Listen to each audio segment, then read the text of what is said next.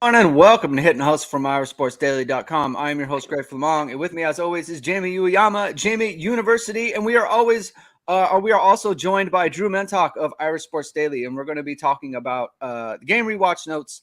I think we've all watched the game back, and we've got some more extended thoughts on what we saw in the game.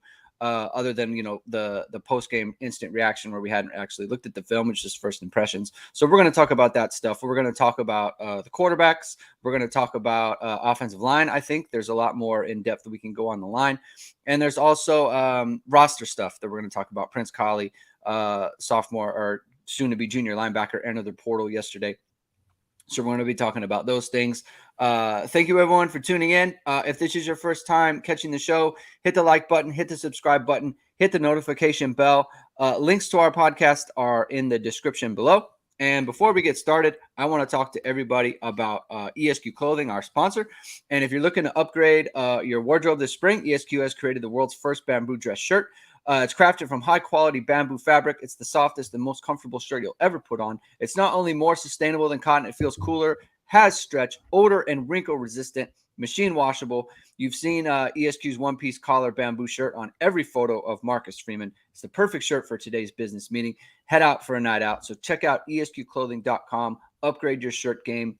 And as I always say, we love Marcus Freeman and his Under Armour gear that you can't get. You can get this. You can get the dress shirts that Marcus Freeman is wearing out on the on recruiting visits, the player walk, and that sort of thing. Easter photos. He's wearing ESQ clothing and Easter photos as well. So check it out. It's really good stuff. ESQclothing.com. All right, boys. We've rewatched the game. We've rewatched, and I've got some takeaways, and I want to start off with the quarterbacks. And the thing that stuck out to me about Sam Hartman was, I think, how easy it looked. It all looked very easy. It all looked very repeatable. And I think that's the thing that I think, people are trying to put their finger on what exactly it was they were happy about. And it looked easy. It looked simple, like didn't do anything spectacular. That was my main takeaway. Was there any takeaway? We'll start with you, Jamie, and then we'll go on to Drew. Yeah, I just think he looked comfortable in a way that and I'll let Drew kind of expand on it too, but definitely like he looked comfortable in a way he didn't earlier when they had the open practices, which kind of made, it's also one thing to hear about how he led the game-winning drive in the scrimmage, and it's another thing to see it, right? And everybody got the chance to see it, and I think it was I think just watching it a few times now, I just came away more impressed with just how everything in terms of like his decision making, outside of the one where he probably should have threw it in the stands or whatever. But then other than that, he was pretty darn good with just everything, the ball placement on a lot of things. There were some third downs where he had to make the throw and had to make like really good throws, and coverage was good. Like coverage was good on some of these. The one, two throws really stuck out to me. One, it was to Jaden Greathouse on a 3rd and 4. He hit him on a slant, and it was like it had to be there out at that time. Right, perfect ball placement, because DJ Brown was coming in and closing in on that quick. And it was a good catch and stuff, but it was a perfect throw. And then the other one was the Davis Sherwood thing, which was a heck of a catch by Davis Sherwood, by the way, who, you're known as kind of like a blocker. He's going to be like an H-back, fullback type. Really good catch over the middle, where Hartman's first read wasn't there. He had to sit back, go through his progressions. And that's something that I saw a ton of from him in Wake Forest, is him going through his reads, making decisions, making that throw over the middle, and putting it on a guy where only his guy could catch it. And I think one of the things with him too, that there was like this thing going of just people who are skeptical, right? About him and his accuracy, because they looked at the numbers, right? The raw numbers, and you say, oh, well, his raw numbers aren't that good. One, the guy threw deep way more than a lot of other people. So like that's going to skew the numbers. The other thing is, if you look at, adjusted completion percentage, what PFF does, he's like top 5 in the country and adjusted it on intermediate routes, right? He had a ton of drops that kind of contributed to what happened there. And if you just watch the film and you just saw the throws he made, you'd be like, oh no, like this guy is accurate. He is very accurate. So just accuracy, decision making, just looking comfortable in the offense. The RPO stuff, thought he looked great. Yeah, what did you see, Drew? Especially in contrast to the open practices that you were able to see. So you were, I think Jamie was at the first open practice, and we talked extensively about that. But the second open practice was impromptu, so it's not like we obviously couldn't send Jamie on a private jet to get out to practice when they told us about it 5 minutes before it happened. So, but you were there, so tell us, how did he look in contrast to the second open practice that you saw?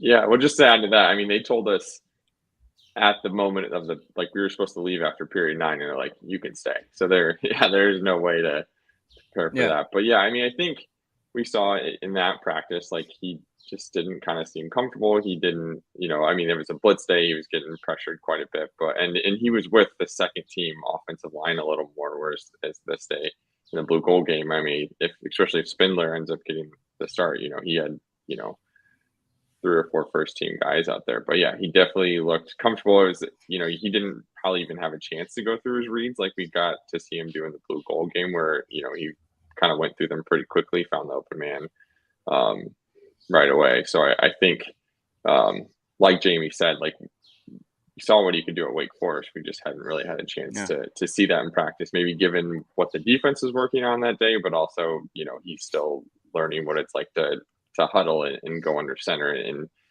I guess you really want to take into account, like when you're trying to improve on several different things at once, it's probably all going to come progressively. Like it's not like he even just had one thing to focus on in that respect. So yeah, what was your takeaway from the spring, like the spring game itself? I mean, I think it was big to kind of see Hartman do that. I kind of am more in the camp where it's really hard to take away a ton from the spring, just because things are so different. With you're mixing in starters, and it's not like teams even have a chance to like work with those different units they're with. But I mean, I think seeing Hartman do it, seeing him kind of step up with, on a naturally broadcast practice, things like that. Like I think that was by far the biggest takeaway, that and what he can do behind, a really good offensive line, especially on the left side. Yeah. And I one of my things, just kind of rewatching it is like, of course, there's kind of a lot of hyperbole that comes out from fans about, finally we have a quarterback that can do X thing.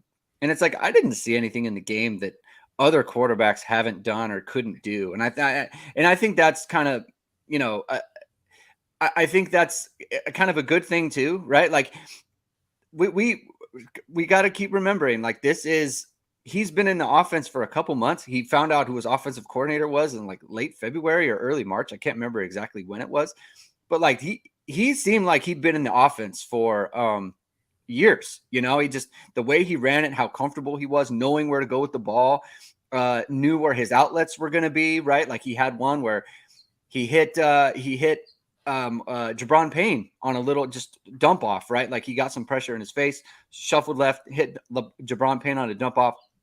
Jabron Payne's able to get some yards, and it's like, that's going to be a dead play, right? And he's able to do that. And it's like his comfort there. I think, just that piece of it, I think that's really encouraging, that he was able to look so comfortable within the offense, knowing where to go with the ball, knowing where all the routes were going to be, especially in contrast to Buckner. And, we can transition to him now. Like that was the thing to me where it's like, that's always kind of been an issue for him, is knowing where to go with the ball. And I'm wondering if you noticed the same thing, Jamie, but on his first play of the game, we were talking about it on the instant reaction, and we were wondering about the protection. He slides a protection right.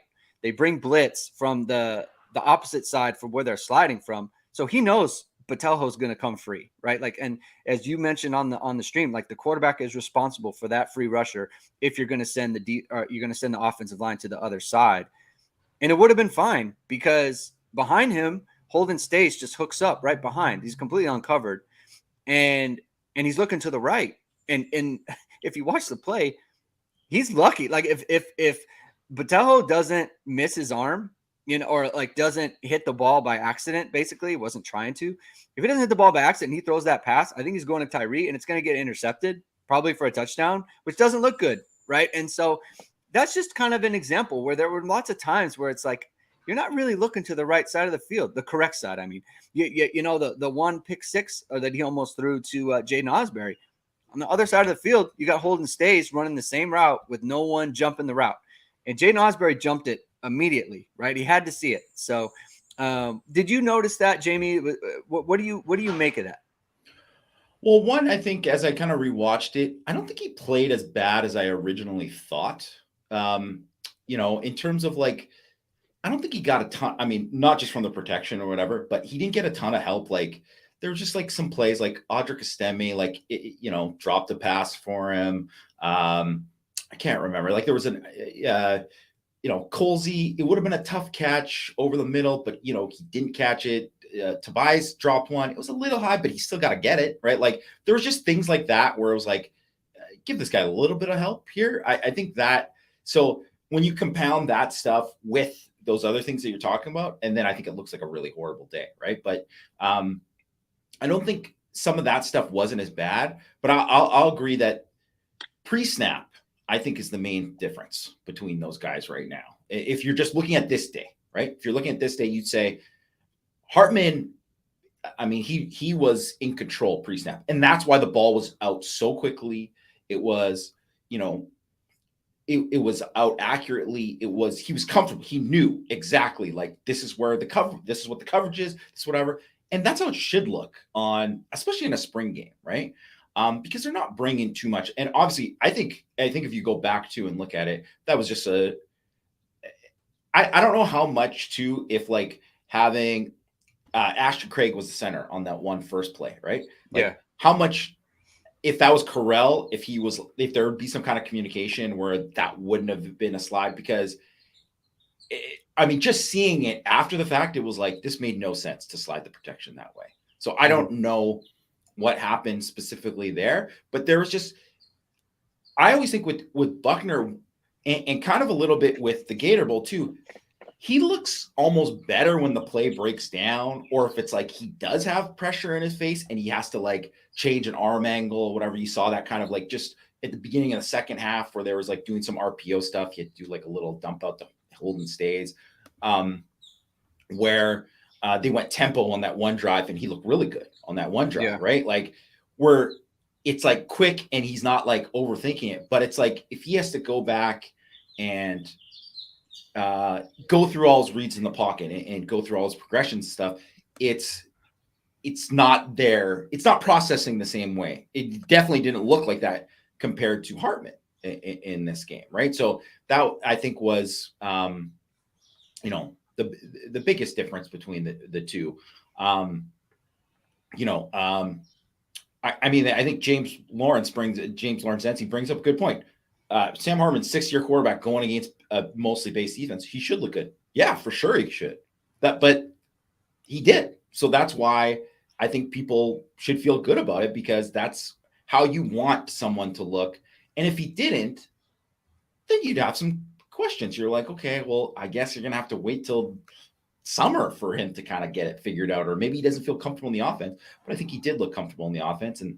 And I think that part is good. And just Buckner, I just think it was mostly just pre-snap. I think that was the biggest thing. That was the thing for me. I mean, it's true. Like Hartman should look good.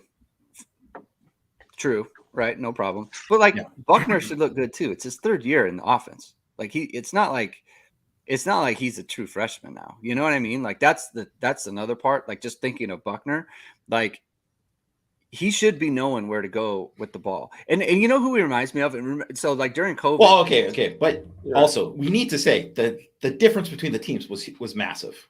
The offensive line specifically, like Drew said, I think there's a good chance that might be like 4 starters on that one line compared to one on the other one, right? Like, yeah. you could argue that Wagner might be the best second teamer based on what I mean. He had some misses, but I mean, I think he outplayed Baker. Like that was a good, solid offensive line, and the defensive ends and the defensive line. There was a big difference. So it was. There were a lot. There were a lot of starters. So there were a lot of starters against reserves on the blue offense. Definitely. Yeah. So I think some of that matters.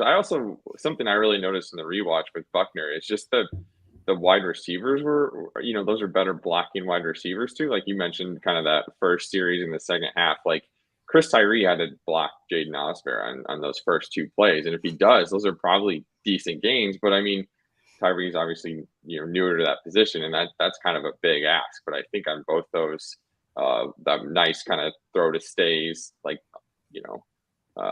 Tyree got blown up and then they went the other way to Merriweather and the same exact thing happened. So I think if that's Jaden Greathouse blocking or something like that, or Jaden Thomas especially, like those are probably better games, and maybe he gets a little more comfortable and it's not just 3rd and long.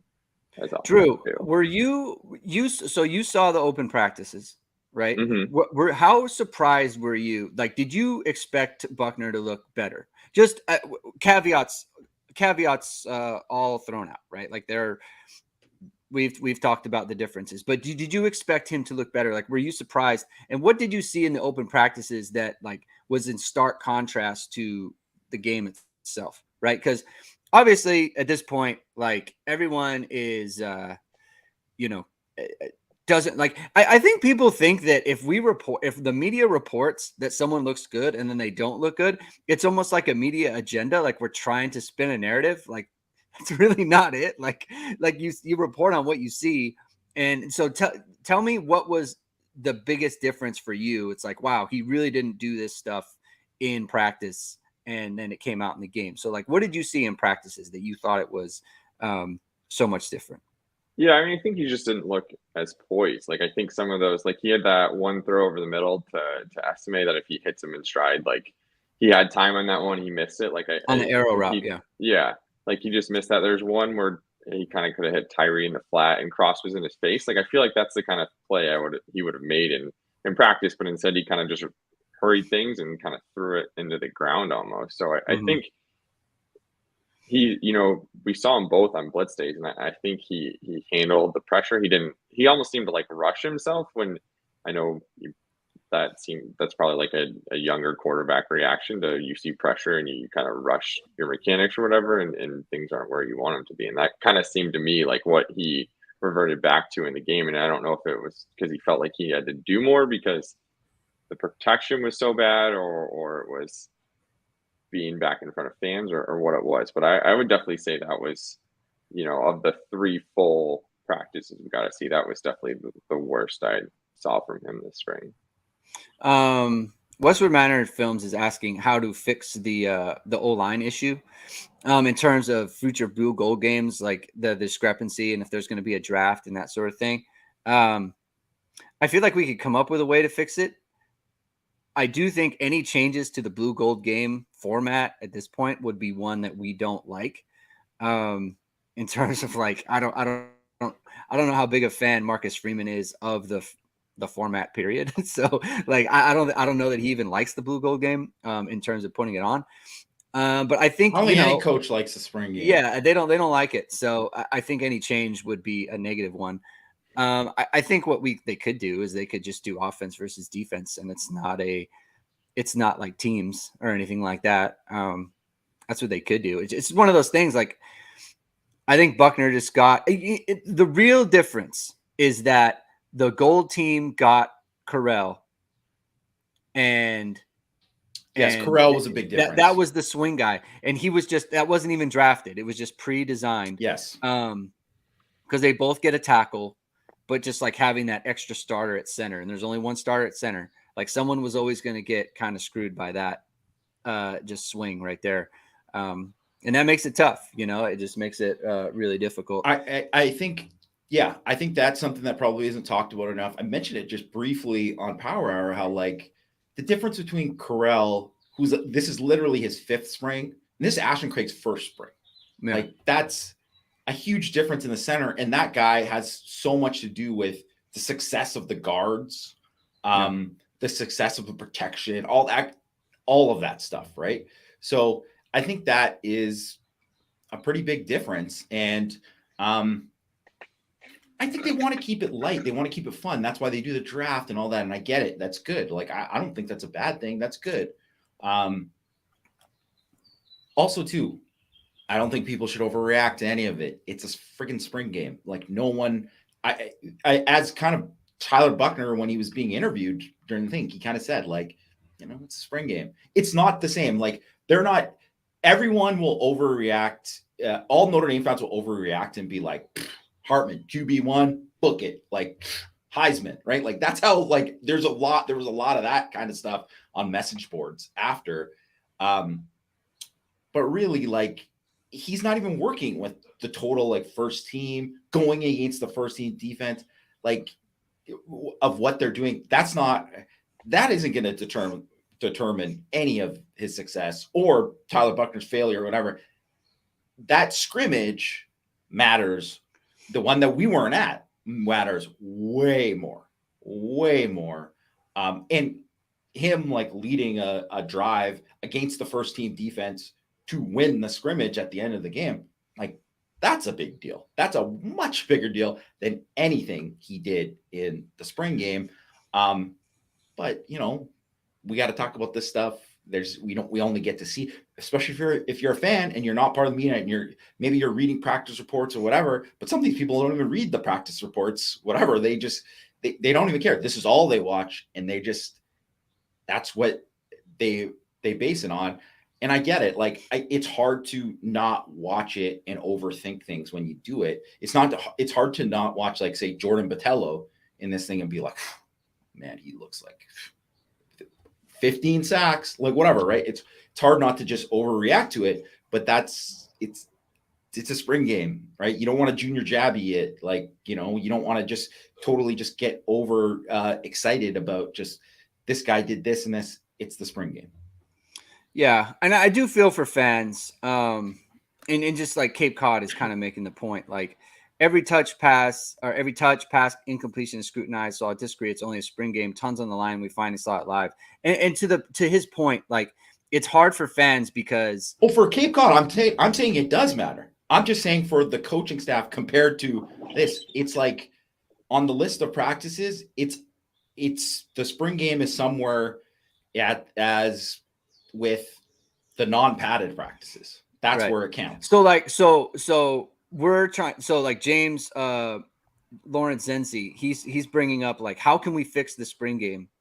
Well, the thing, because we want to see it equal, right? We want to see it where it's like everyone's on equal footing. That's what the jersey scrimmage is, that we don't get to see, that no one gets to see, So like, that's what the points Jamie's making. It's like, it matters to, like, every practice matters, but this game matters the most to us because this is the one we get to see and break down film and do all these other things, right? But the one that matters to the coaches is the one that's the jersey scrimmage, and that's the one where it's offense versus defense and it's good versus good. And that's the one that's like, that's where we're really evaluating, when I say we, I mean, I'm talking from a coaching point of view. That's where they are evaluating, like, where they are, where players are at this point in, the spring. Right. So that's the point that Jamie's making. It's like, it's an important one, but in the spectrum of the important practices for the coaches, the spring game isn't on the top. And so that's why everyone's just kind of like whatever about it. Like Tyler Buckner is like, it is what it is. Like, I didn't have a good game. Unfortunately for him, this is the one that's on TV. Right. And we don't know how he really specifically played in the Jersey game. So we're going to have to just, go off what we saw. And speaking of what we saw, offensive line, Jamie, where do you think the offensive line, on the rewatch, what did you see? Who, did anyone confirm? Like, I really liked Rocco Spindler and I liked him again on the rewatch. Was there someone else who stood out? What did you see from that, Jamie? I think I saw a lot of good things from, I would say probably like the top, like 7 or 8 guys, really. Right. I think, you kind of see, maybe even like 9 or whatever. There's a lot of good stuff from a lot of guys. I mean, Alton Fisher, you just kind of just whatever. They're great. You don't really have to worry about them. I think they looked exactly how you would expect them to look. I thought Zeke Correll, to me, when you just look at the way he worked, I thought him playing with Billy Schrauth and Rocco Spindler made both of those guys look better, and also that is something that gives Joe Rudolph another look to see these guys working with him. Let's just say if I don't know for sure how they've divvied up the reps, whatever, but if Rocco was working with the twos and Ashton Craig more, well, then you get to see him work with Correll. And there was a difference there. I thought they had both of those guys, both those guards with Correll had some nice combo blocks that really worked well together. So I think that stood out. I think Billy Schrauth, I thought, looked good in the run game. I think there was some worrying stuff about him in pass pro. He had a really tough time anchoring. He got walked back a lot. He got walked back by Riley Mills, by Jason Anye a couple times. And that is concerning. I think, it's concerning for this year. It's not concerning for his like long-term future. It is like, this guy's going to whatever. But I think one of the things is people just think, oh, you're big, you should be able to anchor against a bull rush. That's whatever. It's like, it's technique, right? It's technique. And like, you could just see where Anye got like inside of him, like on these plays. And like, he just didn't establish his hands, right? Like if you're going to hard set and some guy's going to bull rush you, like if you're outside, you're done, right? And that was the case really with him there. It's not that he wasn't, I liked his fight in those plays. Like he was kept trying to fight. He wasn't like giving up or anything. But yeah, that is something to worry about. I think in general, I think Rocco actually looked better just in one-on-one pass pro stuff than him. And I thought Rocco did a nice job, some double team stuff. Like I said, did a nice job on the one, Jabron Payne, big run. I know Drake Bowen he didn't do a good job, getting into his gap. And that was one of the reasons for it, but still Rocco went and sealed him off. It was a good play. I'll totally agree with Drew. I thought Emil Wagner looked really good. I think Emil Wagner, once he gets big enough, I think he's going to be a heck of a player for Notre Dame. I think he's going to be really good. And he's someone that I want to see where he's at in terms of his weight in the fall. Can he get to 290 by the time they get to the fall, or 295 or whatever? Because if that's the case, then I think there's a good chance that he's the third tackle, right? Because I think he's just a little bit more consistent than Tosh Baker. I think that's pretty much it. And then I saw some good stuff from Pat Coogan as well at left guard. I mean, I don't think he was fantastic, but I saw some good things to build off there where I'm like, oh, he can compete. And I think this is a guy who can play. And I thought Kristofic too, when he was out at tackle and they had to play an extra right tackle. I mean, he didn't look good, but he's not a tackle. He doesn't have to worry about that. But when he was working with Fisher at him right guard, that right side, they look good. They look good together. So that's why too, I think people will get excited about, Rocco Spindler, having a good day, or Billy Schrauth working with, and what he did with Correll, particularly. There was a really good 3rd and 1 where he just did a great job on a double with Correll, where they converted just near the goal line. But I still think Kristofic, I think if they ended today, I would guess that he would probably start, based on experience, being able to do things like pick up stunts and all that. I think that's something that just stands out with a guy like him a little bit more, is that when you've been and you've played and you're more comfortable with those things and passing stuff off, you see it, and you've seen that at full speed, at a different game speed than some of those other guys. And I think that's probably the big difference. But yeah, I mean, I think I came out of just this entire spring thinking that where I know that 2021 spring, we didn't get to see that much from them. I mean, they didn't open the practices, right? but I had heard a lot of like not good things about the guard play in that spring, which was not surprising that they had to go out and get Kane Madden, that year. And even though Kane Madden, I think the jump was a little bit too big for him, from Conference USA to Notre Dame. And I think you could kind of see that. I don't think that Notre Dame will have to go out and get anyone at guard this year. I think they're going to be fine. They have enough guys that are going to get better, are going to progress. Like they still got a whole fall camp. You still got basically like a whole month of the season until you get to Ohio State. And I think the fact that Zeke Correll looks so good, I think he really looks like he's really come into his own. I think that makes me feel a heck of a lot better about the offensive line going out of the spring. I think the way I see it is they wouldn't take Kane Madden this year. No, they wouldn't. Someone better came, then maybe, but yeah. But that's kind of the case for a lot of positions.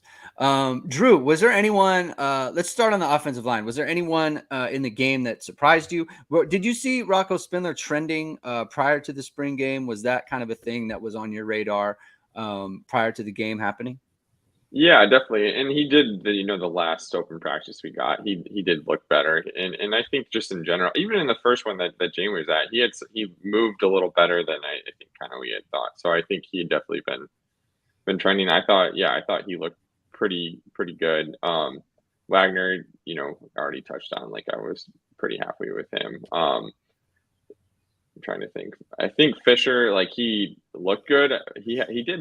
I think he gave up 2 sacks, I want to say, or maybe there was one. Maybe he gave up a sack, and then there's one other play where like Go Breyer kind of got around him. But I mean, it's a spring game, so I didn't read too much into that. But then the other thing I want to add on Craig too is kind of what Jamie's talking about with just like the communication and stuff. Is like at the start until Carmody went down, Coogan was the second string center and Craig was the third string too. So I think that's worth noting, is that a month ago he was the freshman third string guy. So he's really has a lot of catching up between him and Zeke Correll. So yeah, I mean Zeke Correll at this point was essentially where Ashton Craig is now. I mean, so it's like at this point, he wasn't very big. He wasn't super powerful, right? Like that was just his thing. And obviously he's grown into the player that he is now. I mean, think about last spring. I would say Craig is probably ahead of where Correll was. Yeah. Because last spring, I mean, Zeke Correll was like, do you have a role in this program? And, now he's like, oh yeah. People were talking about, is he going to go into the portal? Yeah. Yeah. So I think Ashton Craig is ahead of the curve. We're just talking about the vast difference between the two players at this point. And it's going to make a huge difference on the offensive line, right? Because, Correll's been with Matt Balis now for, like you said, 5 years or 6 years or whatever it is. Mm-hmm. So that's a huge deal. Yeah. Dave made a mention in the comments about Craig. I don't think anyone expected. Right. We're not trying to rip on him at all. Like I don't think we're down on what his long-term future is going to be.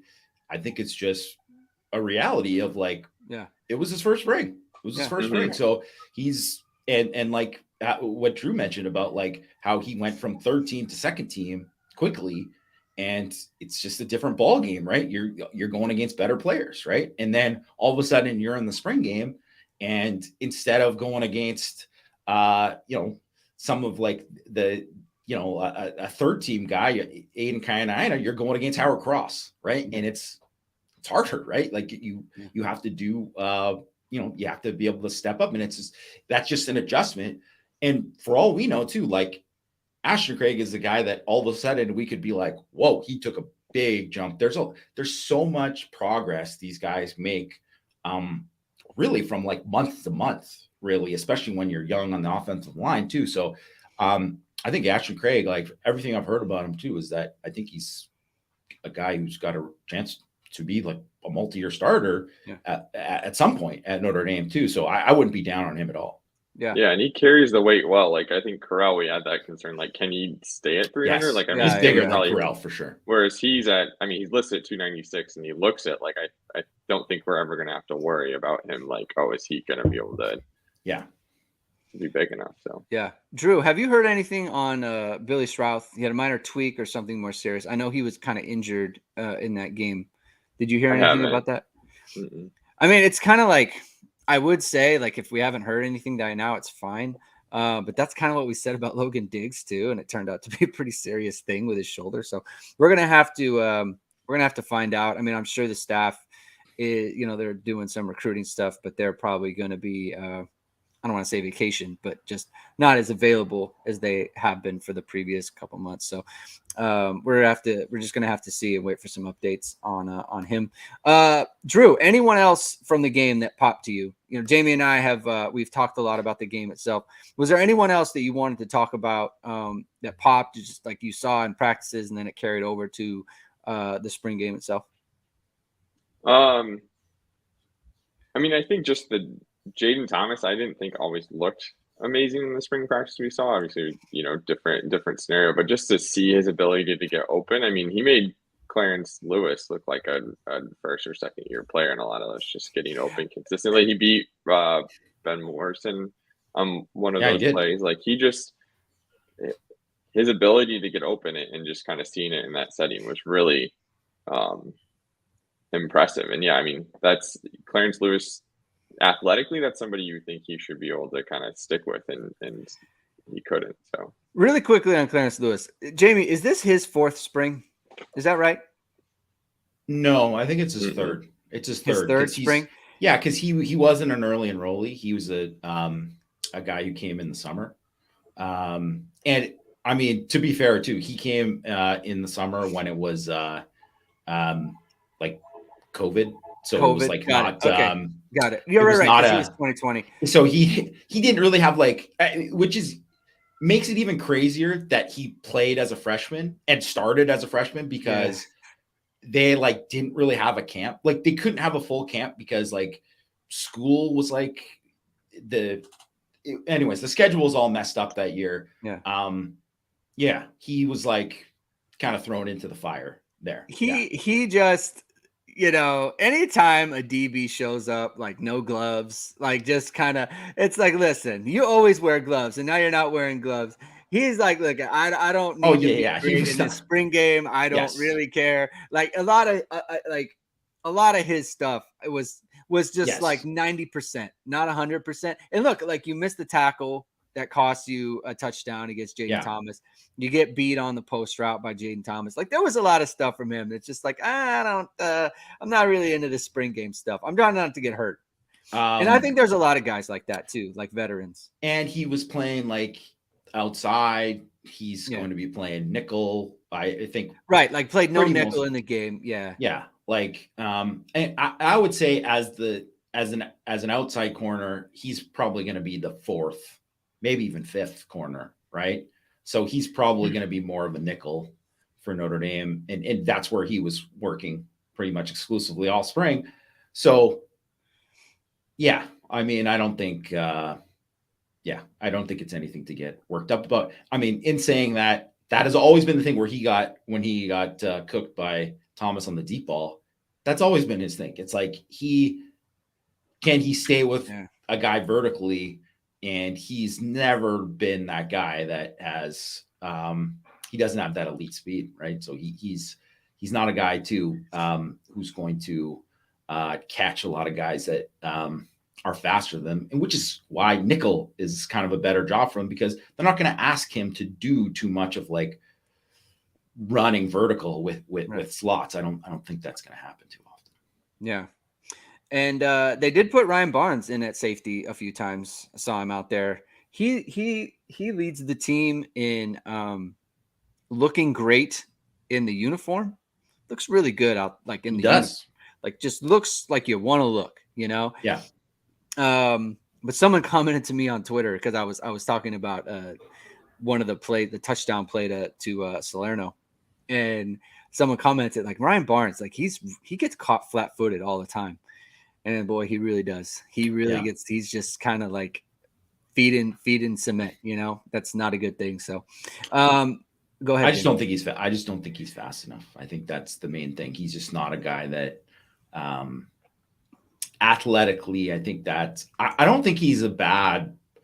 I think you see him, he shows up and like will make plays on the ball and stuff when he's around it, and he competes hard. He competes really hard. I think he struggles with transitions. Yes. I think that's where it is. It's like there's just I think like I watch him run around. It's like, he's not a terrible athlete. I just think the transitions at the top of routes, I think that's where he has a tough time.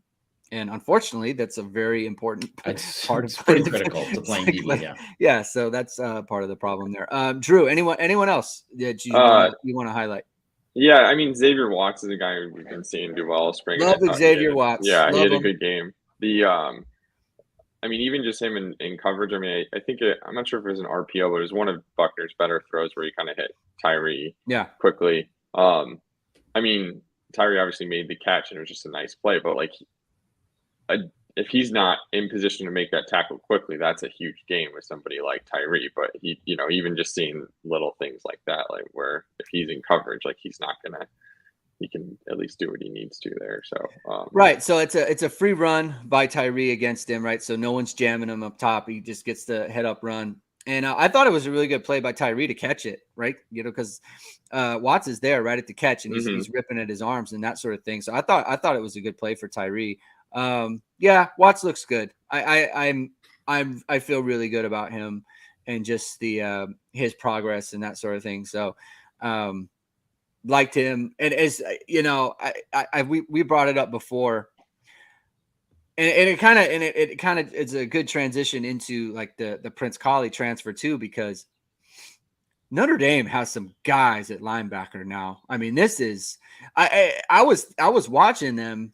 And this is before the Kollie transfer came out, the news. And I was watching, I was like, man, this is going to happen again, because there's only 3 linebacker spots, 2 if you want to count the nickel, right? And so they have so many guys. You look, Ziegler looks good, Bowen looks good, Osbury looks good, Snead looks good. I mean, there's a lot of bodies and a lot of guys who deserve to play. Jack Kaiser is obviously a good player. Like JD Bertrand's going to play. Marist is going to play. So many options. Preston Zinter, I thought, he made some really good plays. He came on at Steve Angeli. He's rolling out. Zinter's coming off to cap the pipe, and Angeli pumps and Ziegler jumps. And Angeli pulls it down, and Zinter still makes the play. I mean, I was like, that is really good from him. So I just think there's so many good options at linebacker for Notre Dame. I mean, that's why Junior Tuihalamaka is playing Viper now. You got to find a role for him. So just a ton of talent, and so I understand like where Prince Kollie says, I can't. All these guys are going to make a case to get on the field, just like he will. And so it's like you got to go somewhere where there's just not as many bodies, and I think that's what that was. What was your take on that, Jamie? Yeah, I mean that's my overall take. Like I put it on Twitter. Like his story is like not that atypical from what a lot of guys what happens, because he came and so he was the 4th team rover. Right. Like that was his thing in camp. So like, I remember when seeing that camp when he was a freshman, I'm like, Kollie got 0 11 on 11 reps. He got 0. Like he wasn't even anything. So it's like, obviously he was going to redshirt. Like it was because at that time they had, it was like Kaiser, Moala, and Isaiah Pryor. They were all ahead of him. Right. So it was like, well, he's not going to play. Then all of a sudden Notre Dame, like, Shade Simon hurt his shoulder. He was out for the year. And then Maris Leafau broke his ankle. Right. So it was like JD Bertrand, all of a sudden you're starting at will. And it's like, they don't have enough guys at will. So Kollie, you're moving inside. And then he got COVID and he wasn't, and that hurt him. And so he had to make that switch. And because he was like a space backer in high school, right? Like he was kind of positionless. I would say very similar to what you saw from like Jeremiah Wosu-Koromoa if you watch his high school film and what he did, very similar guys where they're just like off the ball, blitzing, lined up all over the place, like the best athlete on the team. So you're just going to use this guy wherever, right? He's not like traditional off the ball linebacker making reads and stuff, right? And then he had to make that transition. And, the first year he was obvious, like he wasn't there. And then the next year, I think he saw progress, but I mean, he got a concussion in camp and it hurt him. So he was like kind of, stuck there. And then when he played in the game, and I know he, because he mentioned, right, like he thought he should have been starting after the Navy game. No, I think he said he thought he should have started that game over junior was what I think. Oh yeah. Like he probably, fair enough. I think in that situation, I think he proved it. Like he was better than junior in that situation. And he played fine in that, but playing against Navy, it's like not playing against any other team you're going to face. Right. And I just know that, and then he'll also get, he gets a concussion again this spring. So that kind of obviously hurts what him competing there. There's no way that the coaches aren't going to be like, if they thought he was going to be a star, they're not denying that guy, right? They're not denying him. Yeah. I think you just see that everywhere where people just think like, oh, they always go with the veteran guy. It's like, if that was the case, then Bo Bauer would have been the starter at Mike last year. How come he wasn't? Like, that's not how it works, right? They don't do it like that. They're going to play the guys who think they get the best chance to win. And I think with Kollie last year, although he flashed and showed like he's a really good athlete, I don't know if he was like a good linebacker yet. Like he just in terms of like just reads, block destruction, understand the defense, whatever it was.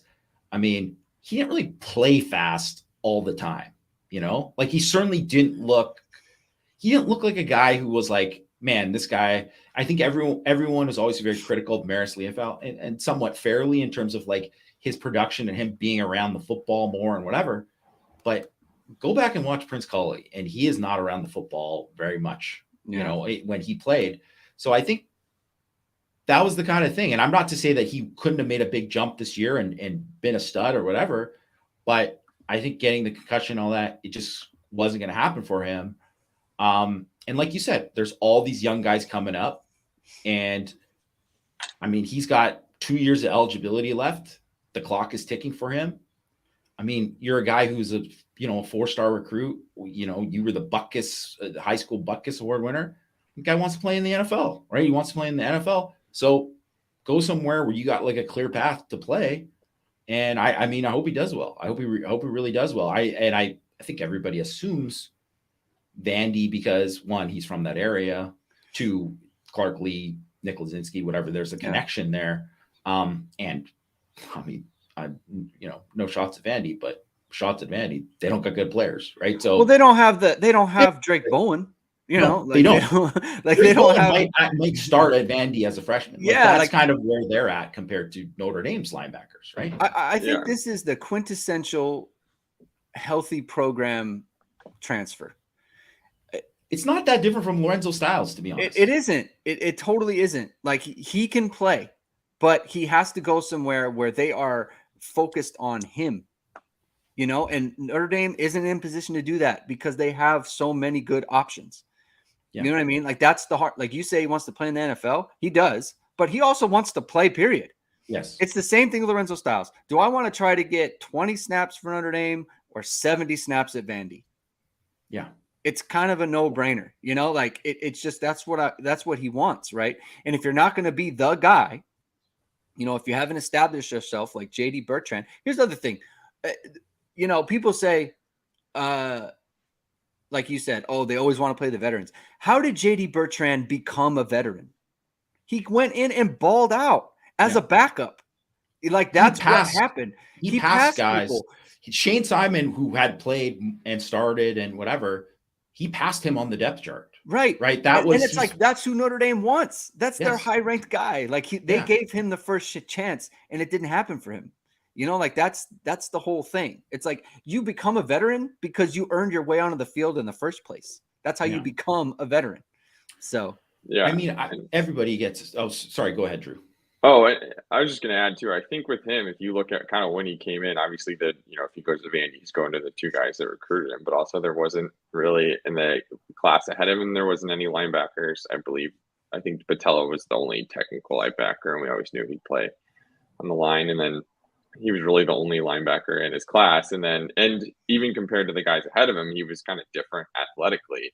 And then all of a sudden, that's not really the case anymore, and he's had injuries and let some of these other guys catch up. Like things didn't really break the way I'm sure he thought they were going to when he committed. Yeah, but I think that's a great point though. Like they didn't take because that was something that I remember. Like I went in hard on that they made a mistake not taking a linebacker in the previous class, and even in his class because it was him and Kahanu Kia who they brought in a linebacker, and then Kia moved to Viper. So he was the only guy. It was like he had a lot of runway to distinguish himself. And, I think partially because of the position move, partially because of just, bad luck with the injuries and all that kind of stuff, he didn't. And that's just kind of the way it worked out. And I don't know. I think, too, where if you look at where Notre Dame and in terms of the guys who've transferred from Notre Dame, recently, say like within the last 5 years, there's definitely been guys who have transferred and played at other schools and like started and stuff like, so just say like Jamion Franklin, who was, he was never going to get on the field at Notre Dame. He starts for Duke. He's like an all right player for them. Right. I don't think that's shocking. Like he was not a bad player or anything like that. He just was never going to play at Notre Dame. And Micah Treadway was like buried at Notre Dame. He was never he couldn't even get into the rotation. He's a 2-year starter at Minnesota, right? Like he was like a key guy for them, right? Like, so there's guys like that, but there's not a lot of guys that transfer from Notre Dame because they couldn't get on the field that end up being like, oh man, Notre Dame really could have. There's very few of those guys. Like it's not a long list. And I honestly, in recent memory, I can't even think of anyone really that there's a guy that they're like, man, they really they needed to keep this guy because none of the guys, and Matt pointed it out. IC's Matt Freeman pointed it out in one of the threads. It was like Notre Dame hasn't lost starters, right? Yeah. And really, like, even just say if you're going to say like defensive line rotation guys, I think Ovia Gufu was like one of the only guys, whatever. But he was not. He was not going to start. It was like, what are they going to start him over Isaiah Foskey? No, right? So it was like, there's not like Justin Oxbrown, Aaron Lynch. Yes, he's like basically the only guy, but that was obviously for very different reasons. That was weird. Yeah, that was over. He was obviously going to like start for Notre Dame. Like that was weird. That was a weird thing. But even if you said like Lorenzo Styles, you could be like, he looked fantastic as a freshman, looked like he was going to be a star. But it wasn't trending that way for him right now. Yeah.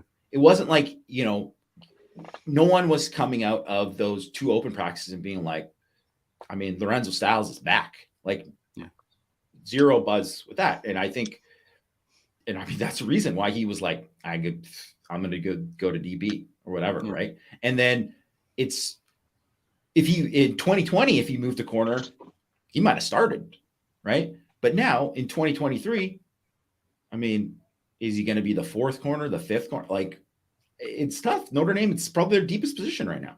Yeah. And it'll be interesting too, is because both Kollie and Styles are talented, but like they, need to really like learn and get the experience to see what they're going to be. And maybe they can go get that elsewhere. Whereas Notre Dame doesn't really have the luxury of like throwing them out there and letting them figure it out right now. They have better players that need to play or more experience. So they could go somewhere else and be good, but that means maybe they just took advantage of a better opportunity. It's not like Notre Dame missed out by not letting Styles play over Jaden Mickey or something like that. So. Let's look at KJ Wallace, right? Like he was Notre Dame's nickel, put him in the Toledo game, didn't, made the one mistake, and they didn't see the field after that. He goes to Georgia Tech. He gets tons of snaps. He got like 600, 700 snaps last year. Like that's good. Like go do that, right? Like that's good for him. And hopefully that's what happens with Lorenzo Styles, and that's what happens with Prince Kollie. Go get a ton of snaps where those snaps aren't available for you at Notre Dame because you have, other players of similar ability. That's all it is. Notre Dame cheat sheet says, with all 3 fifth-year linebackers eligible for a 6th, do you see Notre Dame? Who do you see Notre Dame bringing back? If all 3 come back for a 6th, does that mean Snead and Osbury, a similar situation to Kollie? I'll bet you, if I had to guess, I would say none of them came back. I would think they would all move on because they would be in the situation because they are going to cede snaps to these guys because they are like Snead and Osbury. You're not going to be able to hold them off forever. Drake Bowen, you're not going to be able to hold them off. Like you are going to cede snaps to them. And I think they'll probably want to move on. They will have had they have their degrees, obviously. And so if you're going to lose snaps to a younger player, like you'll probably just, it's like, hey, at some point you just like, you're done playing football, maybe one of them comes back, but I don't think. Yeah. I was thinking like one tops, whatever. Yeah. And I don't know, like, I'm not saying like, I know which one would come back or whatever, but I think if one of those guys left, not right now, obviously they're all going to be back for the fall, but if one of those guys decided in January that they were going to go somewhere, I wouldn't have been shocking or anything like that because you get it. Like there's no guarantees. There's no guarantees. And I think that, I think everybody assumes it's like Al Golden was like, man, I love Bertrand, Leofau, and Kaiser. Those are my guys. Like, it's like, they don't think that way. How does he have guys? He hasn't even been on campus long enough to have guys. They're not thinking that way. They're thinking like they want to play best even like Al Golden, even if Al Golden is thinking about like not just them, doing his job good right now, and obviously he's thinking about that. He's also thinking about like, I want to be like the defensive coordinator for the Eagles or whatever, right? Like if he wants to do that, he's not doing that by playing like worse players. Like no one thinks that way. So I don't see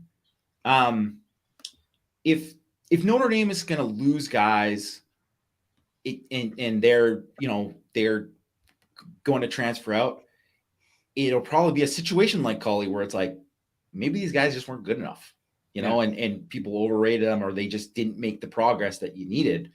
But at the same time, I mean, I don't see that happening. I think there is going to be, as you kind of see this year, you're going to kind of see if Kaiser, Bertrand, and Leofau don't have the kind of, if they do have great years, those guys are going to try to go to the NFL. And if they don't have great years, they're going to cede snaps, like you said, Greg. Yeah, I do think if I had to bet on which of those 3 would come back for a 6th year, I would think it would be JD Bertrand, just based off of his brother, John Michael, came to transfer to Notre Dame and stayed for 6 years and got 2 master's degrees and really took advantage of that opportunity. So just based on what he saw his brother do, I could see him even thinking a similar path. And then now his brother's in the minors too. So it's not like he even was just like, oh, I need the education. I'm not going to try and go pro. One last question and then we'll get going. David Solomon asks, what position, if any, in your opinions, do we need from the portal? Michigan has 2 transfers entering the portal, wide receiver and safety, both recruited to Notre Dame a few years ago.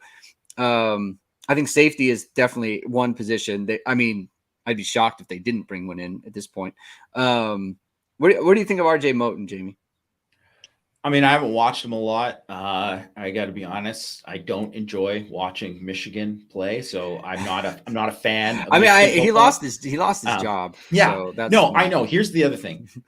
He lost his job, so it's like people are like, "This guy's going to solve our problems." It's like there was a similar kind of thing with Ohio State had a safety last year who was like, "This guy started all 12 or all 13 games or whatever it was for Ohio State, and then USC got him, and then he couldn't start at USC and their terrible defense, right? Like it's like, I mean, he lost his job. There were guys who were way better than him, right? That ended up playing. Like, I don't know. I'm not saying that Moten might be a guy who I would think that is the type of guy, just a guy who has experience that that could possibly play, right? without having really watched or dove into him. I think that is the kind of guy that they would take for sure. Is a guy who has played at the Power 5 level, started games, has experience, if they think that he can play. So another Thomas Harper-esque type guy. Yeah. I think that makes sense for them. I think, just depth-wise, I think. But if I was RJ Moden, I'm probably thinking like, I want to go somewhere I know that I have a clear path to start, right? Like, I think that's why you probably both. So I don't know even if he would be an option. I mean, I don't think AJ Henning, who's the other Michigan transfer. I mean, I don't think he's a Notre Dame guy.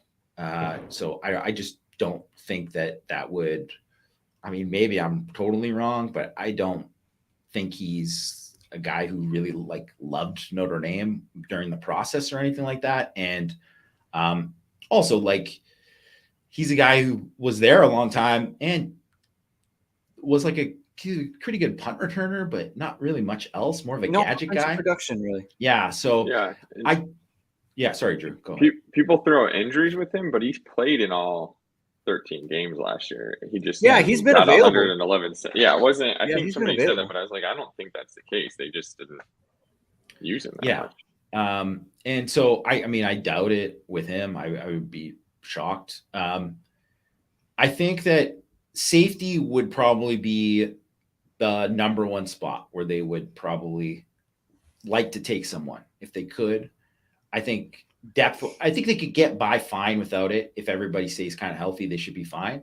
But I think that would probably be the most help if they got someone at safety. I think really Notre Dame's in a good spot on the roster with a lot of the where they're at. I mean, obviously anyone would take some elite guys if they ever popped in and wanted to go to Notre Dame. Of course you take them, right?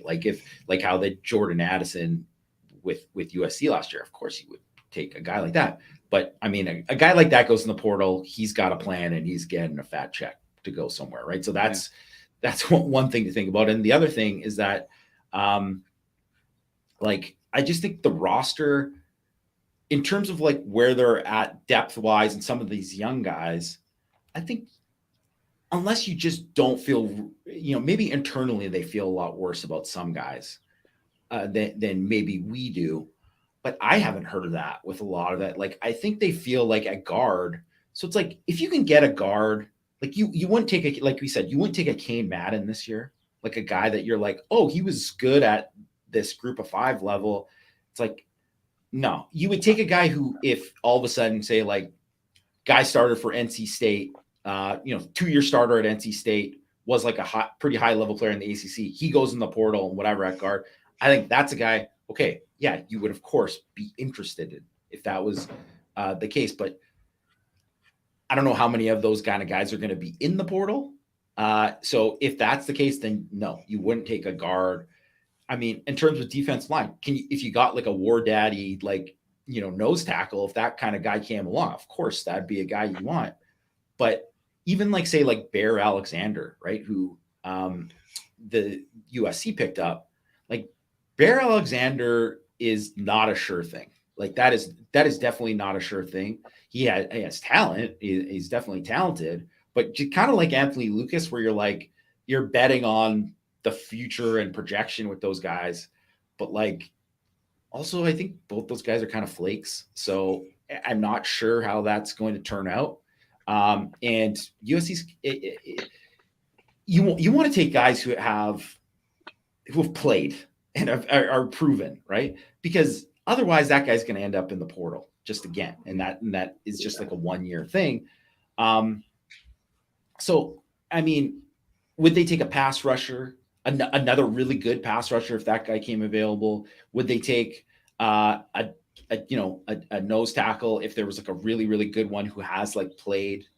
Yeah, I think they would definitely explore it. But I also think that they're pretty good rotation wise on the defensive line. And I think that, for the most part, receiver, I think they feel pretty good about where they're at receiver too. I think it would have been big if Caleb Smith was actually a guy. Yeah. And then, because now I think if there was another Caleb Smith type of guy who was a boundary type, I think they would take him, because that's the one spot where you're like, what do you get in with Dion Colsey? Like, you don't know about the level of consistency there. At the same time, you might just shift Jane Thomas over to the boundary, and he might be the boundary because maybe you feel pretty good about Chris Tyree in the slot and Jaden Greathouse in the slot or whatever, right? Like, so or Tobias, they shift. Like, there's different things that I think they can do there that I think, you can't just take a guy just to take a guy. Because if you're just bringing guys in, and I don't think that's good for the culture, unless like people understand when you bring in a good player, right? A guy who's like a good guy and a good player. So it's like bringing in like Chris Smith last year at defensive tackle. It's like, you're like, okay, yeah, this guy can play a little bit and he's like a good dude, whatever. Yeah, of course, that's the kind of guy you would take at any kind of position. They're just not a lot there though. Like, and I don't think running back, they're getting help coming back, right? Quarterback, they definitely don't need a quarterback, right? Tight end, like, I understand they were, hurt a lot, I think, but like all those guys are coming back. And Notre Dame's going to have NFL guys at tight end again, right? So they're going to be more than fine there. It's just, and even at linebacker, we just spent all this time talking about all these young linebackers. So you're going to get somebody else who might like screw with their development and might try to push one of those guys away. No, there's no way. Yeah. Like, I can understand if there was like some All-American guy who was like, I want to go to Notre Dame. And you're like, can't really say no to this guy. But that's the chances of that happening are like less than 0.001%. So I think Notre Dame needs more like, all caps elite guys at certain positions. But in terms of where they are at like depth and some of these, like the young guys that I think have a chance to be really, really good, I think they're probably in a better position now than they've been in quite a while. And I just don't think there's anything that's really like desperate for them. I would even say it's safety. I think it would be like a comforting thing to bring somebody in, but I don't think they're desperate there. Like, I don't think it's like total desperation, because, you have DJ Brown, you have Ramon Henderson, you have X Watts, and then Thomas Harper is a guy you expect to play.